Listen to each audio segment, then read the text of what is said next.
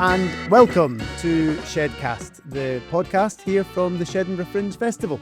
It's an absolute delight to be here. I am your host, Gary McNair, and we are going to bring you some conversations from different creatives, artists, producers who are involved in our programme here and who are stalwarts and fresh faces from across the Edinburgh Festival Fringe. My guest this week, I'm very, very pleased to announce to you, is the wonderful, the inimitable, the quite extraordinary Francesca Moody of Francesca Moody Productions, and here at the Shedinburgh Fringe Festival. Francesca, hello, how are you? I'm all right, thanks, Gary. How are you? It's very nice to see you here at the Shed. Now, I don't think we can go any further without having a little bit of chat about this here very place that we are in. Tell us a bit about this. Well, we're currently sat on the stage at Shedinburgh. It's a brand new venue, as you say, at the heart of the Edinburgh Fringe. 100 seats, a different show every night, and a mixed programme of Fringe favourites and emerging talent. In the day, it's a cafe and bar.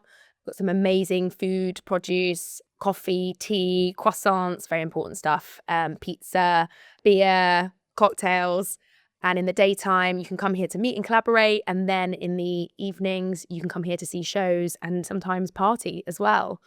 Actually, you're responsible in many ways, Gary, for this monstrosity because it was born out of a pun which you very aptly brought to my attention during the pandemic when the Edinburgh Fringe was cancelled. And you said, "Don't worry, don't be sad.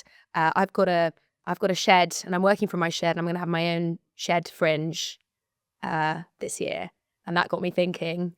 So this is a kind of evolution of that. It's a kind of love letter to the Edinburgh Fringe and a kind of statement of intent for a more kind of sustainable and accessible festival for the long term. We pay all the artists who perform here. We cover their travel and accommodation, the idea being that nobody's out of pocket, and tickets are pay what you can. So sort of accessibility on that side as well. So yeah, that's it in a bit of a nutshell, really. It's really quite remarkable. I mean, I don't think I ever have cracked a joke that's led to such a thing as this. From going from there, and of course, during lockdown, we had the streaming stuff, which again always marvelled me at what you came up with for that and how it happened in the Shed, which was at the Trav that first year, and then going forward. But I came in here yesterday morning. I mean, you just seeing the stage on the camera here, or if you're listening, you're not seeing any of it, sorry, but do come down. I thought, because I know this space, the Red Bar, and I just thought you would come in and the Shed from the previous incarnations would be here, and we'd be in the Red Bar and you'd be looking at the Shed. And of course, you and the team, like the amazing team, have turned the place into a giant shed which everyone can sit in and be a part of. It's quite incredible. Does that kind of scaling up of things, that kind of ambition, it feels like that's something that really drives the very heart of what you do, of saying like, there's a good idea, let's do it properly? Yeah, I think so. I mean, I think what I would say about Shedinburgh is, we came back, as you say, the original version of it was a kind of digital version and a response to, not being able to sort of collect in a room together to watch things in the way that we were used to. But I've always felt like the idea was too good to let go of. So sort of pandemic came and went, and we all kind of resurfaced and came back into a live space. And, the kind of industry's appetite for digital theatre was really waning, understandably, because we were all able to collect in rooms again together. But I had this feeling that there was something in the idea that was worth pursuing. And it took quite a few years to sort of reimagine what that live version was. And there was at least one time where we nearly did a live version of it, and then we pulled it.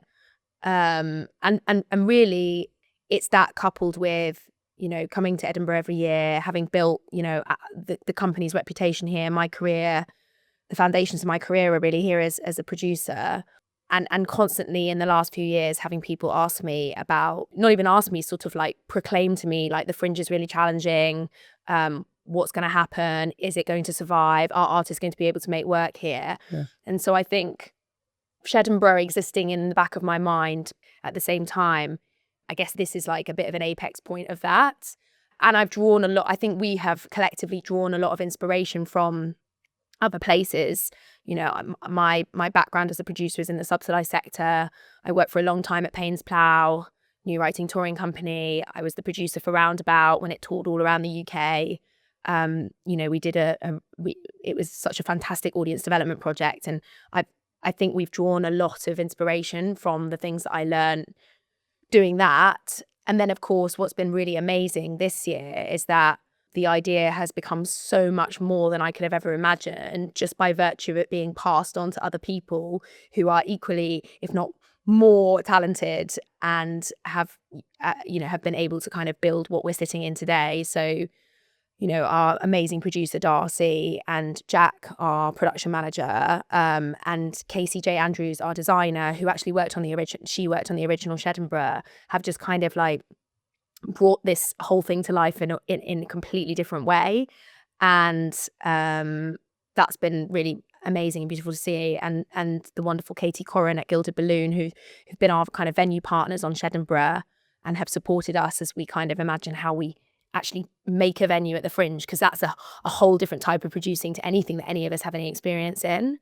So it's definitely taken a village to move Shedinburgh from essentially what was like a very fun, scrappy pandemic project into something that feels kind of, yeah, and it does feel like having performed in the OG Shed a couple of times when you had it, where it was in the black box at the Trav, and we wanted to sort of feel at home, like you were in it. So we just needed that framing to sit in for people at home. And then walking in here, it feels like what you've done and what the team have done, all of you, you've made it feel that you've gone from the screen of being in your own home and feeling like you're in it to walking into the whole thing. Like it's exploded out in this way that feels like you all get that feeling of what it's like to sit in it and be in it. And it's, yeah, quite remarkable. Yeah. So, I mean, congrats to you all. It's great. What a joy. The lesson being, if there's a joke sitting on your tongue, make it, because, you know, stuff can happen. But it's also not just the first year of Shedinburgh, but it's your 20th year at the Fringe, which is quite an achievement. And I guess what reflections come from that, what you've learned in that time, what you've noticed in that time. What does 20 years bring you as you look back? I think my sort of love affair with the Fringe means that I sort of feel like I've never really grown up in lots of ways, because it is just this incredible month of chaos and culture. So if anybody listening to this has never been, they should come, because it's an incredibly nourishing experience. But I guess my reflections on the Fringe over 20 years are like, we are in a different place now to where we were when I first came to the Fringe when I was 17, or even, you know, what the Fringe was like in, you know, 2010 or 2011 when I produced my first play. And I guess Shedinburgh's a response to that in lots of ways. You know, it's bigger than ever. It's more saturated. It feels more commercial in lots of ways. You know, it's harder to make work here because it's more expensive to make work. Some of that's just about inflation, and some of that is about greed. I think of you know, accommodation has never been more expensive, and so, you know, I try to always think really positively about the Fringe. So it's not to say that those problems are insurmountable, because, you know, when those problems exist, you then try and come up with solutions to work around them. So, you know, Shedinburgh is a great example of that. We're absolutely not the only company organisation trying to do things differently. There's a million different and amazing kind of initiatives to support artists to make work here. But I think, yeah, it's it's tougher, definitely, than it used to be. And I also think there's a different lens on the Fringe. I think post, you know, not to make it just about the shows that I've been involved with, but, you know, post Fleabag, post Baby Reindeer, you know, post Six, post The Play That Goes Wrong, it feels like there's a more commercial kind of lens on the Fringe from the wider sector. So it's always felt like a free marketplace, but it feels like the stakes are even higher now. Yeah. So it really feels like people come here. I think it used to feel like comedians came here to build their careers. Now it feels like people who make theatre come here to get their big break as well.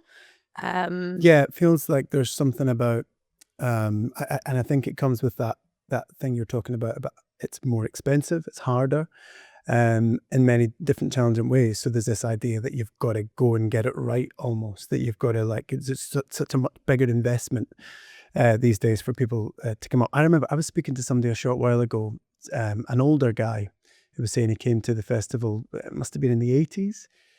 There was 6 of them came over from Australia, and they had a variety show, a sketch show, and they did well, and they sold out the run. And between the 6 of them, they divvied up the take-ins after accommodation and travel from Australia. And with his share, he bought a ranch in Australia. Like, that just doesn't happen.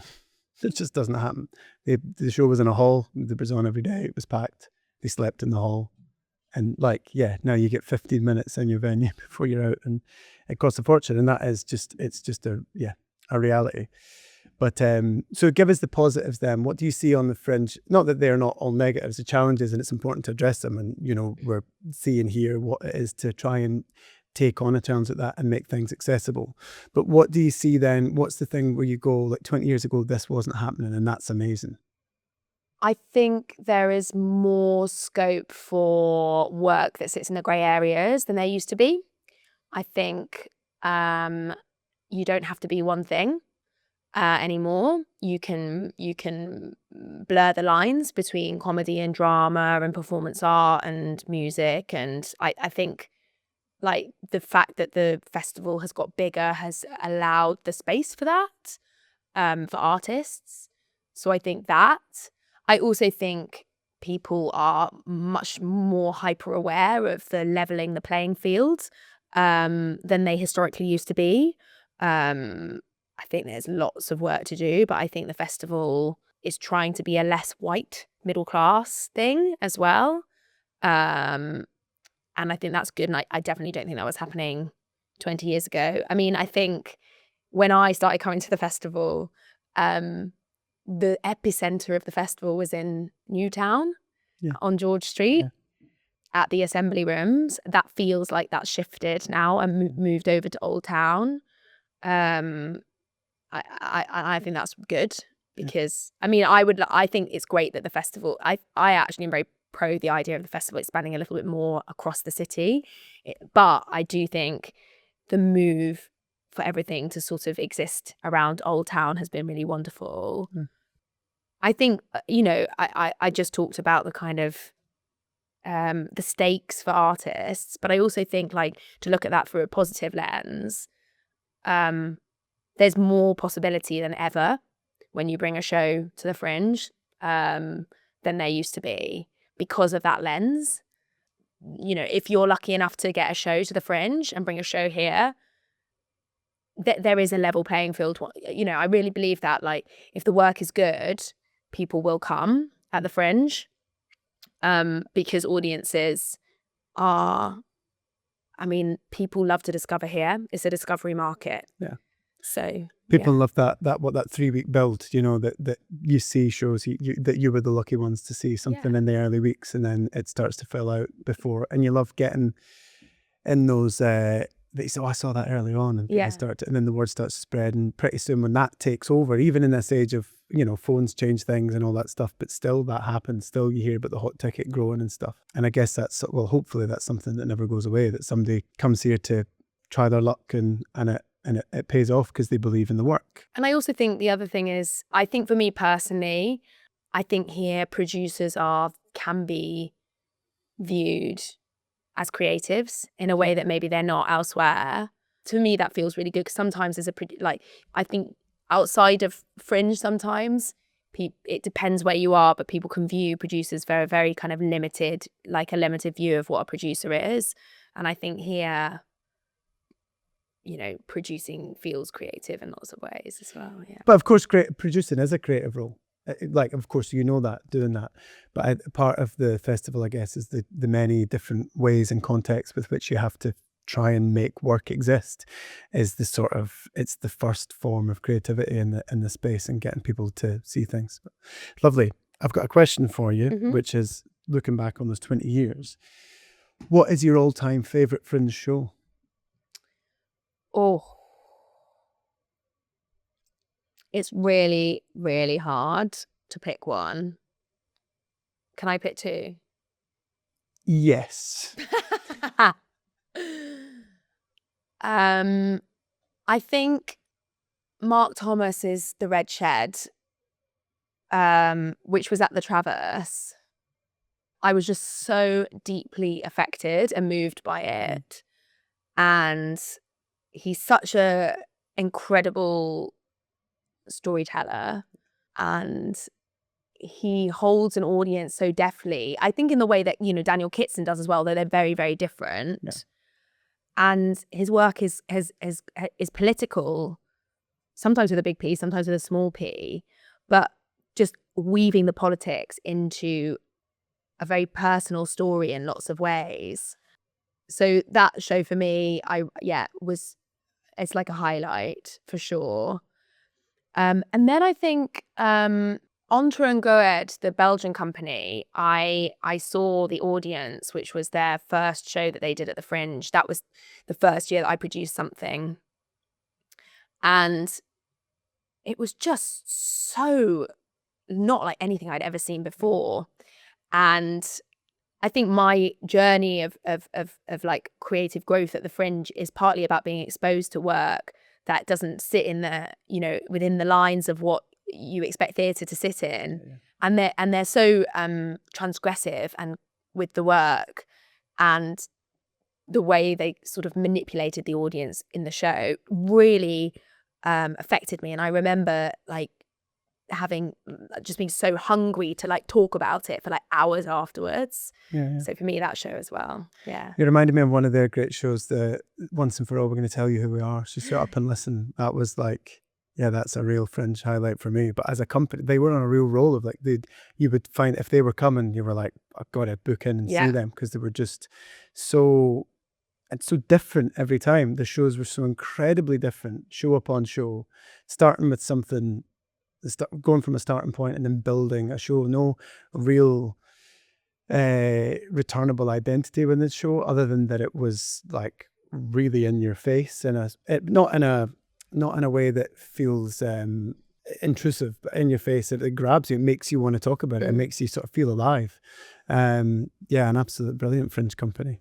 Brilliant. And of course Mark is he's a master of the craft.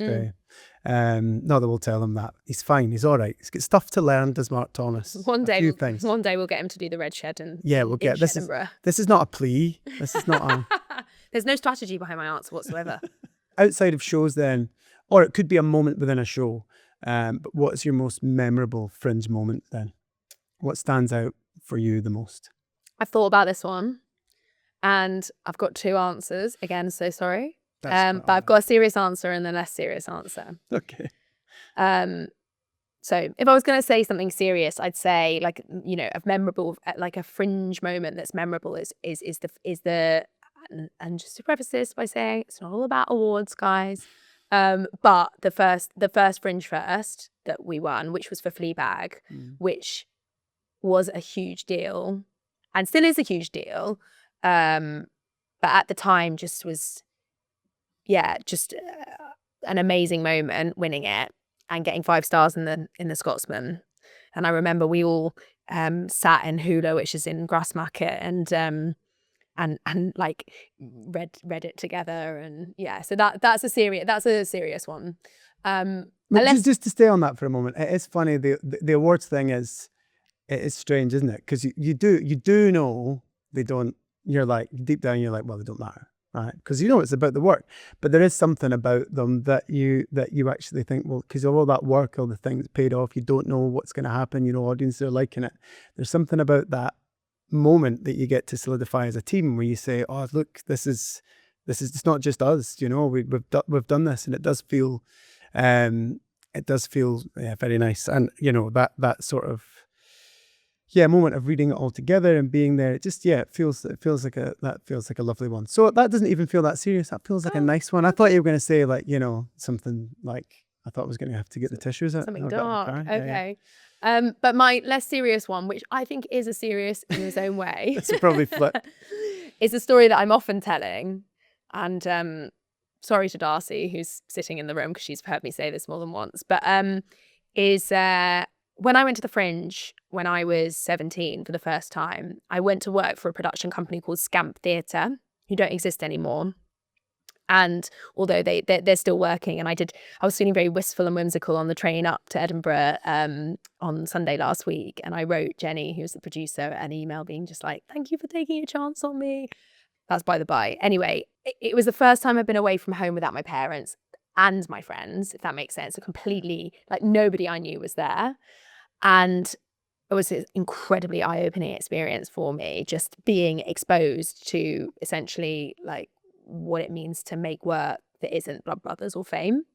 And I remember about halfway through the Fringe, the costume supervisor was working across all the shows. It came to our flat and she said to me and like the other street teamers, we were all living in a flat with the producers and everything. And she said, I just went to the Bongo Club and I saw this amazing cabaret at the Bongo Club. You have to go and see it. We were like, oh, wow. I don't think I'd ever seen cabaret.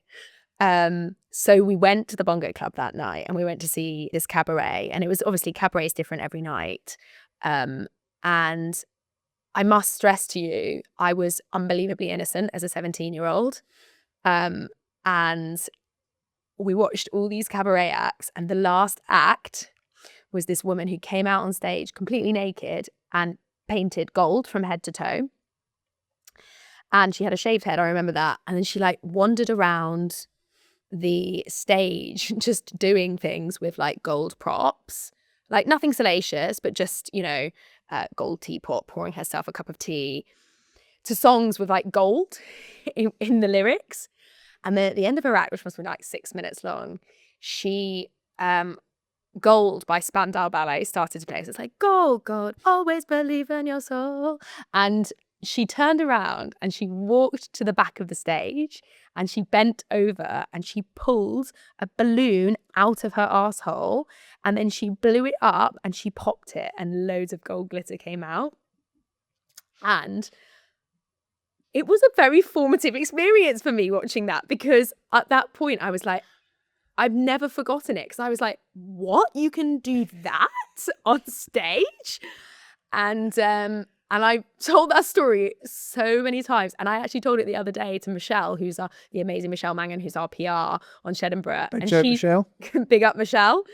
DJ Mish Mish from the party last night. And she was like, I know who that is. I used to do shows with her. No way. Yeah. So do you think you'll get to meet her? Maybe. And and if she's listening, I can't remember what her name is, but if you're listening, come find me at the Shed, because you changed my life. Gold lady. I love that. I'd love that idea though. I mean, yeah, I love where that went, but just that idea of going off the train the first time away, and then actually as a place, as a festival, there's, if it's your thing, which it clearly is, like you'll not find a better community to land into away from your friends and family for the first time than what's going on here. Everyone wants other shows to do well. Everyone wants people to succeed. Everyone wants someone who's there for the first time to learn stuff, to show them the ropes. It certainly feels like that. It can feel like that. And I think there's something in the spirit of the Fringe that you got on that trip that's obviously stayed with you forever, which is lovely. Affected me. Yes, exactly. Yeah, I think, is there space in the programme if Michelle can find your cabaret star? I can't see Darcy because of the lights in here, but I imagine she's shaking her head. Because it sounds like it was, a 10-minute act somewhere. Put her on. She's waving her hands it's effusively. Full. Next time, next year. Head. First on the programme next year. Done. So we have an audience question. Oh. Yeah. This comes from a Bunty Hoven. No, sorry, I'm doing Harry Hill bits. I shouldn't do that. Copyright. He's been in the Shed. He'll be happy enough for us to make a reference to Bunty Hogan. Didn't say a word. He had an ironing board, and yet that man made me laugh the whole time. Yeah. What was the whole thing? Was it like that he made it? It was like 25 minutes, and then he only made one noise. Yeah, it was called Harry Hill's noise. And he had all sorts of goblins. Yeah. Oh, He what broke again? the ironing board at the Soho Theatre. Yeah, That's what I yeah. remember. And we had to replace it. Thanks, Harry. Yep, good lad. Still waiting for you to Yeah. pay me back. Yeah, so and this is not an appeal, Harry, but if you are out there and Again, you no have an ironing strategy board. behind any of this podcast. So we have an audience question, and it's not from Bunty Hoven, but it is from Julia Salkin, who's a producer of Medium Dead at Zoo Playground, who asks, what makes something stand out as a good idea for the Fringe particularly? Ooh. Francesca Moody. I think that ultimately the thing that makes something stand out is something that you personally really believe in. So it's not like, oh, it needs to be this or it needs to be that. It's more, this is the one, this is the idea, this is the thing that I want to make. Because when that's the case, I think you work so hard for something that you really believe in, and creativity is born out of that, and good producing is born out of that. So I think that's half the battle, if I'm honest. And then the other side, on the more practical side, I think, the really obvious answers are the things that what makes things stand out, what makes a show stand out at the Fringe is a really, really fantastic publicist working on your show. Again, big up Michelle Mangan. Big up. She didn't sponsor this podcast. Oh. And a really, really clear image for the show. Not overcomplicated. Something that's really recognizable. And that you can get good coverage for. And I think a really strong elevator pitch for the show. Like, if you can't explain what it is in like 2 sentences, that's tough at the Fringe, because so much of the Fringe is bound up in, here's a flyer, here's a good image, and here's a little bit about my show. So I think that's the other thing that helps you stand out. Just trying to be true to yourself, I think, though, in terms of what you make. Yeah, that authenticity in something. It can be a new idea, it can be bold and brave, but if you're believing in it, that will shine through. Yeah. And I guess people must ask you all the time for top tips. And you'll get questions like that all the time, like, because you've been identified as a hit maker and see increasingly referred to as a super producer. And I wonder if that has any kind of weight attached to it for you, or if it's just something that you enjoy, or just is, that there's this idea. I mean, there was 2 people yesterday on the train who I overheard saying, that's produced by Francesca Moody. And then the other one went, oh, really? And yeah, like they just discovered like a first edition of some Tolkien work in a secondhand bookshop in amongst the John Grisham. And like, I'm not trying to embarrass you or anything, but I wonder, like, does that change how do you get any pressure individually to be like, to steer away from that? But you stay true to that feeling at all times, like, no, I believe in this and this is what will drive it? Or is there ever a point where you say, well, I need to live up to this idea of previous hits? I do wonder. Yeah, I mean, I think the pressure is like the pressure is genuinely real, because I think there is this level of expectation, and I do think it's hilarious that I've been described as a super producer. Well, it makes sense. But also, I'm a former actor and I love affirmation, so that's good from my point of view. And as people who work with me at FMP will tell you, like, I'm a frustrated performer, I think, in many ways. I think at some point you're going to be on this stage. Yeah, I'm going to be on this stage juggling my balls. No. And you think I'm being not serious, but again, I have heard you're quite the juggler. Yeah. Yeah. And I mean, only 2 days ago, the wonderful Damien Warren-Smith, who is Gary Starr, presented me with a gift, which was a very, very good quality clown's nose. So lovely. Yeah, so I will be juggling at some point. Shedinburgh is ultimately a vehicle just for that show. But no, I think the reality is that I think it only really works if you stay true to the instinct to produce something because you love it above all. And I'll say this now, like, I haven't always done that because, I love all my shows, but I have made some mistakes where I've followed my nose on things for the wrong reasons sometimes, but I'm a great believer in you only learn by making your mistakes. But I think now we are, as a company, and I am personally so clear, we only do it if we really love it. Because from that flourishes success, basically. And it doesn't always have to be obliquely commercial. Obviously we're not a publicly funded organization, so we have to find some way of making money from the work in the end in order to just keep the lights on. But I think there's no like recipe to success or hits or hit making, except love the idea, really get behind it, feel it in your gut, and just like follow that instinct. And I've often talked about that. I always talk about Baby Reindeer and reading the script on a train and not being able to put it down, and getting into the station and then not getting off the train for like 10 minutes whilst it was at the station because I wanted to finish the script, so it's like those kind of feelings that I think are important to follow. Yeah, and I think if you get that feeling and the show doesn't work out, you at least stand by the fact that you followed your conviction and made something you believe in. And that comes back around to what you're saying about producing, being creative, being artistry, because that's what artistry is. It's putting yourself out there and taking chances and being vulnerable and hoping that people connect with what you make. So if you were to speak to that 17-year-old self with any advice, as you step off the train, like Stuart Little arriving in New York, my little with your little stick and bindle, what would you say to her now? Be it advice, be it anything. What would you take the chance to on this 20th Fringe? I was thinking about this. I think it's hard. It's like, just because I think there are lots of mistakes I've made in my producing career, my career making work at the Fringe, but I don't think I would want to not make them, because they're kind of what made me the producer I am now. So I think what I would say is just try to enjoy it, try to keep enjoying it, because I think I've managed to find a real sense of pleasure every time I've come to the Fringe. And so I think I would just say hold on to that rather than change anything or do anything differently.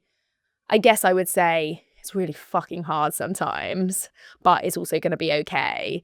And whatever happens, you'll survive. I think occasionally I say this more generally about our work, but it's like we make theatre and comedy, and the theatre makes people's lives better, but we're not literally saving lives with theatre. So no problem is so big that we're not going to survive it. Wonderful. Right, some quick fire questions, Francesca. Okay. Your favourite place to eat during the Fringe? Oh my god, highbrow, lowbrow, Moss Kitchen, highbrow, The Outsider, George IV Bridge. I will try The Outsider. I've been to the Moss Kitchen already today. Brilliant. It's a must do. Right, your top Fringe tip. Top tip is on your day off, if you get a day off, don't go and see shows. Go and do something that's totally normie. Excellent. For me, it's going to Newtown and going into the high street shops. Excellent. You've got 2 hours to kill. You can see a show or you can eat. What are you doing? Oh, I'm probably going to see a show. Crunchy or twirl? Twirl. That had nothing to do with Fringe, but I do like to know people's answer to that question, and the answer is crunchy. Do you have a 2025 top Fringe recommendation? I haven't seen any other shows yet, but the show that I think I'm most excited to see is Philosophy of the World, which is the new show from In Bed With My Brother, who are just the most amazing theatre company, and totally chaotic and anarchic, and I've loved both of their other shows that I've seen here, so I'm really looking forward to it. I have no idea what to expect. Excellent. I'm going to add on to that because we were speaking about him earlier on, how great he was. Mark Thomas is acting again in the new Ed Edwards show. Ordinary Decent Criminal. That's what it's called. That's the one. Yeah. So I'm going to chuck that in. Although I've not seen it yet. So Mark could have absolutely guffed this one. You never know. He might. Mark, don't guff it. what are you producing here at the Fringe? Oh, so aside from Shedinburgh Fringe Festival, we have 3 absolutely brilliant shows. Number 1, Ohio, Assembly Roxy, 3 p.m. A beautiful folk indie musical written and performed by married couple, the Bensons. You will cry if you go. It's selling out, but your tickets. 2, How to Win Against History, a reimagined version of the cult classic that was on at the Fringe 7 years ago. Fun, silly, camp, beautiful, sparkly, big musical with the most incredibly catchy songs and a wonderful story about queer identity at its heart. It's a wonderful show. I saw the original. I am sure the reimagining has not made it anything other than better. Yeah. Just now, we've just got a big band now. That's what's really fun. Okay. And 3, Gary Starr, Classic Penguins, the absolute smash hit of last year's Fringe Festival. I fell in love with it and I have decided to produce it this year. And it's a joy. Don't think about it. Just book a ticket. It's selling out. Prepare yourself for a wonderful hour of clowning. And one last question is, what's your best Fringe night out? Oh, Shedinburgh. There you go. Of course. Brilliant. And of course, you can do that because the Shedinburgh Fringe is open until what time at night? Late. It's open till late. It's open till late. So when you come and see a show, or even if you miss the amazing show we've got, come down here. It's a real hub. Enjoy it. See what the team have made. It's quite extraordinary. Like yourself, Francesca Moody. Absolute pleasure to talk to you. And I can't wait to see all the many things we have here, including clam jamfrey. But look, we'll get to that later on. Thank you so much for joining us. Thank you. Thanks, Gary. Well, that was an absolute delight. I hope that it brought up some Fringe memories for you if you're listening, as somebody who's been to many festivals. I hope it maybe will inspire you to come and see the festival and what it's all about for yourself. Maybe you're that 17-year-old who's thinking about getting a train up next year and stepping off for the first time and taking a chance. Thank you for watching and listening. Please do follow us on socials. All the information is in the description below. So, join us next time when our guests will be Nicola and Rosie Dempsey, otherwise known as Flo and Joe. Thank you again, Francesca, for being our first guest, and all the best with all the shows, and absolutely all the best for the Shedinburgh Fringe Festival. I'm sure it's going to be an absolute hut.